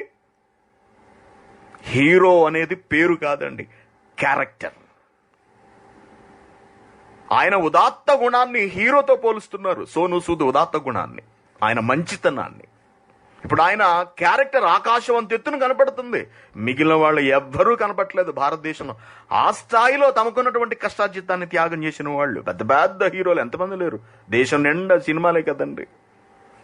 పేరు అంటే క్యారెక్టర్, గుణము, శీలము, సౌశీల్యము, అదే నామము. జ్ఞాపకం ఉంచుకోండి, నామము అదే నామము. పేరు ఒక వ్యక్తి గుణగణాలను తెలియపరుస్తుంది, తెలియపరచాలి. లేదా పెట్టబడిన పేరుకు అనుగుణంగా గుణగణాలను మార్చుకోవాలి. అందుకే దేవునికి పేరు అనేది లేదండి స్పష్టంగా. యేసు నామము అని, లేకపోతే యెహోవా సాక్షులు అని, యెహోవా నామం అని చాలా గట్టి గొడవ చేస్తుంటారు. దేవుడికి పేరేమిటండి? ఎంతమంది ఉన్నారు పేర్లు పెట్టుకోవడానికి? దేవుడు ఒక్కడా, అనేకుల? దేవుడు ఒక్కడా, ముక్కోట, లేకపోతే 100 కోట్ల? ఎంతమంది దేవుళ్ళు? దేవుడు ఒక్కడే. ఒక్కడైన వాడికి పేరేమిటండి? ఆలోచించండి. కాబట్టి యెహోవా అనేది ఆయన క్యారెక్టర్కు ఉన్నటువంటి నిదర్శనం అన్నమాట, చిహ్నం. It's symbol. యెహోవా ఉన్నవాడు, అది నామము అంటే. ఓకేనండి. ఇప్పుడు యేసుక్రీస్తు గారు ప్రార్థన చేస్తూ ఏమన్నారు? యేసుక్రీస్తు గారు ప్రార్థన చేస్తూ ఏమన్నారు? యోహాను సువార్తకి వెళ్దాం మనం, ఎందుకంటే నామం గురించే కదండి గొడవంతను. 17వ అధ్యాయము 11వ వచనం. నేను ఇకను లోకములో ఉండను గాని మీరు లోకములో ఉన్నారు, నేను నీ యొద్దకు వచ్చుచున్నాను. పరిశుద్ధుడైన తండ్రి, మనము ఏకమై ఉన్నలాగున వారును ఏకమై ఉండునట్లు నీవు నాకు అనుగ్రహించిన నీ నామమందు వారిని కాపాడుము. నీ నామమందు వారిని కాపాడు. ఏంటి దేవుని నామంలో కాపాడడం ఏమిటి? నామము అనగా క్యారెక్టర్. నామము అనగా క్యారెక్టర్. ఏమిటి దేవుని క్యారెక్టర్? దేవుని క్యారెక్టర్లో ఎన్నో గుణగణాలు ఉన్నాయండి. గుణగణాలు, వాటిలో అత్యద్భుతమైనటువంటి, వర్ణింప నశక్యమైనటువంటి ఒక గుణం ఏమిటో తెలుసా? దేవుడు రక్షకుడు. దేవుడు రక్షకుడు, రక్షించువాడు. దేవుడంటే ఎవరు? ఉన్నవాడు రక్షించువాడు, వదిలేసేవాడు కాదండి. ఎవరిని రక్షించువాడు? ఎవరినైనా రక్షించువాడు. తన శరణు జొచ్చిన ఎవరినైనా సరే కాపాడువాడు, రక్షించువాడు తండ్రి అయిన దేవుడు. అది ఆయన క్యారెక్టర్. చెడ్డవాడైనా సరే వాణ్ణి కూడా రక్షిస్తాడు దేవుడు, ప్రతి ఆపద నుండి, ప్రతి కష్టం నుండి. ఇశ్రాయేలీలు మోషేను పుట్టించిన కాలానికి భయంకరమైన విగ్రహారాధనలో ఉన్నవాళ్ళండి కొందరు. అలా అని చెప్పి దేవుడు ఏమన్నా వాళ్ళని విడిచిపెట్టేశాడా? వారి ప్రార్థనలను ఆలకించి వారిని రక్షించడానికి ఒక వ్యక్తిని పుట్టించాడు, అతడే మోషే. కానీ వాస్తవానికి ఇశ్రాయేలులను రక్షించింది ఎవరండి? ఎవరు? రక్షకుడెవరు? తండ్రి అయిన దేవుడు ఉన్నవాడు. ఆయన నామము అనగా ఆ నామములో ఏమున్నది తెలుసా? రక్షణ ఉన్నది. చూద్దాం, రిఫరెన్స్ చూద్దాం. మనం ఇలా చెప్పేసి ఎలా కుదురుతుంది? రిఫరెన్స్ చూద్దాం. హోషేయ గ్రంథము 13వ అధ్యాయం చూడండి, 4వ వచనం, పేజీ నెంబర్ 751, పాత నిబంధన. మీరు ఐగుప్తు దేశంలో నుండి వచ్చినది మొదలుకొని యెహోవానగు నేనే మీ దేవుడను, నన్ను తప్ప నీవు ఏ దేవునిని ఎరుగవు, నేను తప్ప రక్షకుడు లేడు అన్నాడు. నేను తప్ప రక్షకుడు లేడు. మనకు తెలిసి రక్షకుడు అంటే యేసుక్రీస్తేనండి. మనకు తెలిసి రక్షకుడు అంటే కేవలం యేసుక్రీస్తే. కానీ అసలు రక్షకుడు ఎవరో తెలుసా అండి? తండ్రి అయిన దేవుడు. కారణం, మానవులను విమోచించడానికి అనగా దుష్ట ప్రపంచం నుండి రక్షించాలి అనే ప్రణాళిక ఎవరిదో తెలుసా? తండ్రి అయిన దేవునిది. యేసుక్రీస్తు గారు బోధించారంటే ఆ బోధలోని మాటలన్నీ ఎక్కడి నుంచి వచ్చాయని చదివా మనం ఇందాక. తండ్రి నేర్పించినవి. నాన్న, ప్రజలను రక్షించటానికి నువ్విలా మాట్లాడు కన్నా అని చెప్పి పంపించాడు. ఐగుప్తు దేశ ప్రజలను రక్షించి వాళ్ళను ఒక దేశంలో తీసుకొచ్చి పెట్టాడు. వాళ్ళు తిరిగి దారి తప్పిపోతూ ఉంటే మిగిలిన ప్రజలు వాళ్ళ మీద దండయాత్రలు చేస్తూ ఉంటే వారికి రక్షకులను ఏర్పాటు చేశాడు. ప్రారంభంలో మోషే ఒక రక్షకుడు, తదనంతర కాలంలో న్యాయాధిపతులు రక్షకులై వారిని రక్షించారు, ఇశ్రాయేలీయులను రక్షించారు. తన ప్రజలను కాపాడుకునేవాడు రక్షకుడు. తర్వాతి కాలంలో రాజుల ద్వారా ఇశ్రాయేలీయులను కాపాడాడు దేవుడు. చెదిరిపోయిన ప్రజలందరినీ రక్షించి తిరిగి మరలా ఇశ్రాయేలు దేశంగా కట్టాడు దేవుడు, నిలబెట్టాడు. రక్షకుడు ఆయన రక్షించుకుంటున్నాడు తన ప్రజలను. ఏమండి, ఇప్పుడు ఇక్కడ యేసుక్రీస్తు గారు ఏమంటున్నారు? 17:11 ఏమంటున్నాడు? పరిశుద్ధుడైన తండ్రి, మనము ఏకమై ఉన్నలాగున వారును ఏకమై ఉండునట్లు నీవు నాకు అనుగ్రహించిన నీ నామమందు. Very good. తండ్రి అయిన దేవుని పేరు ఏమిటని మనం చూసాము? ఉన్నవాడు. ఏమున్నవాడు? అనేక లక్షణాలను కలిగి ఉన్నవాడు. కాలం అనేది లేకుండా ఉన్నవాడు. అనేక గుణగణాలను దివ్యమైనటువంటి లక్షణాలను కలిగి ఉన్నవాడు. వాటిలో ఒక లక్షణము ఆయన రక్షకుడు. ఆయన రక్షకుడు. ఎవరు? తండ్రి అయిన దేవుడు రక్షకుడు. గుర్తుంచుకోండి, అదే నామమును, రక్షకుడు అనే నామాన్ని క్రీస్తుకు పెట్టి పంపించాడు. యేసు అంటే ఏమిటి? యేసు అంటే ఏమిటండి? మత్తయి సువార్త ఆ మొదటి అధ్యాయంలో పేజీ ఉంది కదండి, పేజీ కింద కొన్ని అక్షరాలు రాసున్నాయి చూడండి, ఫుట్ నోట్లో. అన్నిటికన్నా కింద 1 తర్వాత 2 అని అంకి వేసి యేసు అను శబ్దమునకు, యేసు పేరు కాదండి, ఇట్స్ ఎ సౌండ్. యేసు అను శబ్దమునకు రక్షకుడు అని అర్థం. రక్షకుడు పేరేంటండి? రక్షకుడు పేరు కాదు, అది గుణం. యేసు అనగా అదొక పేరు కాదు, అది క్యారెక్టర్, అది గుణం. ఆయన రక్షకుడు. వాస్తవానికి రక్షకుడు అనే పేరు ఎవరిది? తండ్రి అయిన దేవునిది. ఇప్పుడు ఆ నామమును పెట్టుకునే ఎవరొచ్చారు? ఆ నామాన్ని ఇచ్చి తండ్రి అయిన దేవుడు యేసుక్రీస్తు గారిని ఈ లోకంలోనికి పంపించాడు. అనగా తండ్రి అయిన దేవుడు ఉన్నాడు, ఆయన ప్రణాళిక రచించిన వాడు, సంకల్పం ఆయనది. దాన్ని అమలు చేసిన వారు ఎవరు? భూలోకానికి మానవ ఆకారంలో వచ్చింది ఎవరు? యేసుక్రీస్తు గారు. ఆయనకి పెట్టబడినటువంటి పేరేమిటి? రక్షకుడు. అదే నామము. ఇప్పుడు తండ్రి నామము, తండ్రి యొక్కయు కుమారుని యొక్కయు అన్నాడు. చూసారా అండి? బాప్తిస్మం తీసుకునేటప్పుడు తండ్రి యొక్కయు కుమారుని యొక్కయు పరిశుద్ధాత్మ యొక్కయు నామము అన్నాడు. పరిశుద్ధాత్మ ఏంటి? పరిశుద్ధాత్మ గారు కూడా రక్షకుడేనా? ఆయన పేరేమిటని మనం చూసినప్పుడు ఆయనకు కూడా ఒక పేరు పెట్టి పంపించాడు తండ్రి అయిన దేవుడు. అది కూడా చూద్దాం చూడండి. పౌలు తీతుకు రాస్తూ విషయాన్ని బయట పెడుతున్నాడు చూడండి. తీతుకు రాసిన పత్రిక 3వ అధ్యాయము 5వ వచనం. తీశారు కదండి, అందరూ చూడాలి. చాలా టిపికల్ మెసేజ్. అనేక కోణాల నుంచి ఆలోచిస్తే తప్ప మీకు అర్థం కాదు. ఓకేనా? మనం చివరికి వస్తున్నాం. ఈ నామములలో అంటే ఏమిటన్నది మనకు అర్థం కావాలి అసలు. ఓకే, తండ్రి అయిన నామము రక్షకుడు. తండ్రి అయిన దేవుని పేరు రక్షకుడు. అదే పేరుని క్రీస్తుకు పెట్టి పంపించాడు. యేసు అనే శబ్దమునకు రక్షకుడు అని అర్థం. పరిశుద్ధాత్మ గారి పేరు ఏమిటని మనం చూసినప్పుడు 5వ వచనం, మనము నీతిని అనుసరించి చేసిన క్రియల మూలముగా కాక తన కనికరము చొప్పుననే పునర్జన్మ సంబంధమైన స్నానము ద్వారాను పరిశుద్ధాత్మ మనకు నూతన స్వభావము కలుగ చేయుట ద్వారాను మనలను రక్షించెను. పరిశుద్ధాత్మ మనకు నూతన స్వభావము కలుగ చేయుట ద్వారాను మనలను రక్షించెను. పరిశుద్ధాత్మ గారు కూడా మనలను రక్షించడంలో పాత్ర వహిస్తున్నారు. ఆయనది కూడా ఒక కీలకమైన పాత్ర. ఆయన ఏ పేరుతో పిలువబడుతున్నారు? పరిశుద్ధాత్మ గారు. కానీ ఆయన బాధ్యత ఏమిటి? ఆయన క్యారెక్టర్ ఏమిటి? ఇప్పుడు రక్షకుడు, రక్షిస్తున్నాడు. ఇప్పుడు చదవండి, మీకు అర్థమవుతుంది. ఇప్పుడు చదవండి. తండ్రి అయిన దేవుని నామము ఉన్నవాడు. అయితే ఆయన క్యారెక్టర్ అనేక గుణగణాలలో ఒకటి రక్షించుట, రక్షకుడు. అదే నామము యేసుక్రీస్తు గారికి నేరుగా పెట్టి పంపించాడు. అదే యేసు అని అర్థము. యేసు అనే పదమునకు రక్షకుడు అని అర్థము. మరి పరిశుద్ధాత్మ గారు, ఆయన నామములోనే మనం నేరుగా బాప్తిస్మం తీసుకుంటున్నాము. ఆయనకు కూడా రక్షకుడే అనే నామం ఉన్నది. ఆయన కూడా రక్షకుడే. దేవుని పిల్లారా, ఇప్పుడు ఆలోచించండి.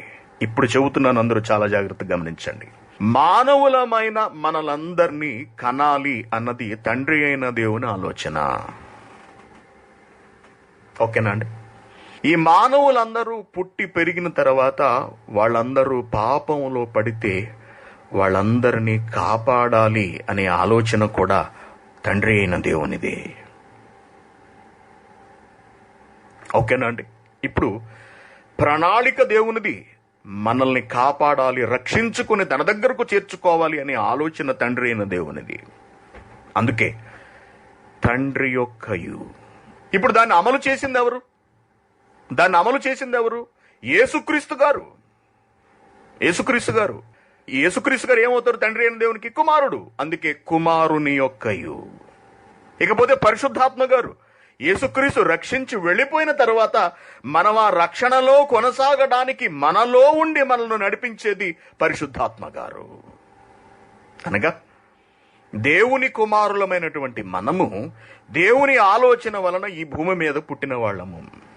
అటువంటి మనము పాపం చేస్తే మనల్ని రక్షించుకోవాలి అనే ఉద్దేశంతో రక్షకుడైన తండ్రి తన నామమును తన కుమారునికి పెట్టి ఈ లోకానికి పంపించి ఆయన శిలువ మరణము ద్వారా మనలను రక్షించాడు. ఆయన రక్షించి వెళ్ళిపోతే తిరిగి తన బిడ్డలు పాపంలో పడిపోతారేమో, రక్షణను కోల్పోతారేమో అనే ఉద్దేశంతో పరిశుద్ధాత్మ గారిని మనలోకి పంపించి మనలను రక్షిస్తూ ఉండేటట్టుగా, ఎల్లప్పుడూ ఆయన మనతో ఉండి మనం రక్షణలో కొనసాగేటట్టుగా చూడగలిగే బాధ్యతలను పరిశుద్ధాత్మ గారికి అప్పచెప్పారు. అనగా మనుషులమైన మనం రక్షింపబడి పరలోకం చేరడానికి తండ్రి అయినటువంటి దేవుడు కారణం ఆయన రక్షకుడు, ఆయన కుమారుడు కారణము ఎందుకంటే ఆయన వచ్చి తన ప్రాణాన్ని పెట్టాడు కాబట్టి, పరిశుద్ధాత్మ గారు కారణము ఎందుకంటే ఆయన మనలో ఉండి మన రక్షణను కొనసాగింప చేస్తున్నాడు కాబట్టి. భూమి మీద పుట్టిన ఒక వ్యక్తి పరలోకానికి వెళ్ళాలి అంటే తండ్రి నామము, కుమారుని నామము, పరిశుద్ధాత్మ నామము బహు అవసరము, ఎంతో అవసరము. అది లేకుండా ఒక వ్యక్తి రక్షింపబడలేడు.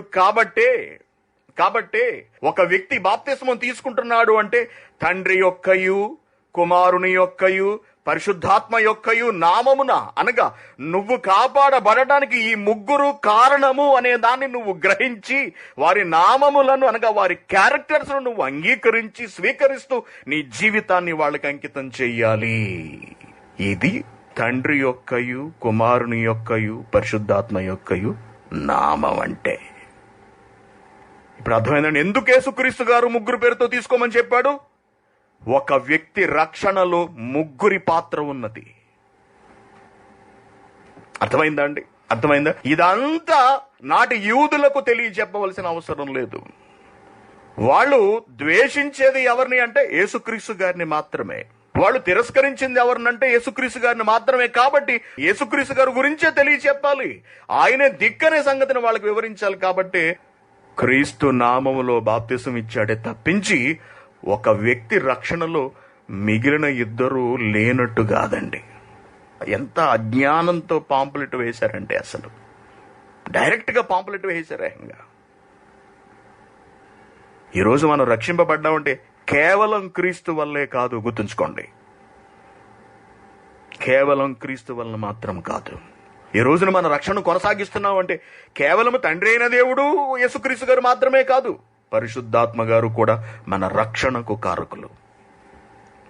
కేవలం తండ్రి అయిన దేవుడే కాదు, క్రీస్తు, పరిశుద్ధాత్మలు. కేవలం పరిశుద్ధాత్మ గారు మాత్రమే కాదు, క్రీస్తు, తండ్రి అయిన దేవుడు. ఇలా ఒకరితో ఒకరు అనుసంధానమై, అనగా ఆలోచనల్లో ఏకమై మనలను కాపాడుకోవటానికి వారు రచించిన ప్రణాళికలు, అమలు చేసిన విధాలు మనం ఆలోచిస్తేనండి మతి చెదిరిపోతుందన్నమాట. ఎక్కడ దేవుడు ఒక చిన్న తెగులు వస్తే చచ్చిపోయే మనిషి, చెప్పండి ఎంత వ్యత్యాసం ఉంది. అటువంటి మహానుభావుడైన దేవుడు మనం పాపాలు చేస్తే మనల్ని కాపాడుకోవాలనుకోవడం ఏంటండి? ఎందుకు అనుకున్నాడో తెలుసా? ఆయన రక్షకుడు అనే ఒక గొప్ప క్యారెక్టర్ని కలిగిన వాడు. ఎవరినైనా సరే రక్షించటానికి తాపత్రయపడేవాడు. తన బిడ్డలు ఆపదలు, అనగా పాపంలో పడినప్పుడు వాళ్ళను తిరిగి తన దగ్గరకు చేర్చుకోవాలి అనే రక్షణ సంబంధమైన ఆలోచన కలిగిన వాడు. అందుకే ఆయన రక్షకుడు. అందుకే ఇశ్రాయేలును రక్షించాడు. అన్యజనులు కూడా ఎంతో మంది ఆయన పాదాల మీద పడితే రక్షించాడు. ఏమండి, కొత్త నిబంధనలో కొర్నేలిని దేవుడు రక్షించాడు. అన్యజనుడైన కొర్నేలి దగ్గరకు పేతురును పంపించి వాక్యం వినిపించి వాళ్ళకి బాప్తిసం ఇప్పించాడు. ఎక్కడో అన్యజనుడు అండి, ఎందుకు కాపాడాలి? తండ్రి అయిన దేవుడు రక్షకుడు, తన బిడ్డలందరినీ రక్షించుకోవాలి. అదే లక్షణాన్ని కలిగి ఈ భూమి మీదకు వచ్చిన వారు యేసుక్రీస్తు గారు. అది యేసుక్రీస్తు తండ్రి అయిన దేవుని నామమును తీసుకురావడం అంటే. అర్థమైందండి? నీ నామమున అంటాడు, నీ నామము. ఇకపోతే పరిశుద్ధాత్మ గారు కూడా యేసు నామమున ఆయన చేసుకుంటూ వెళతారు. ఏం చేసినా సరే క్రీస్తు నామమున ఆయన జరిగించుకుంటూ వెళతాడు. ఇదంతా మనలను కాపాడడం కొరకే.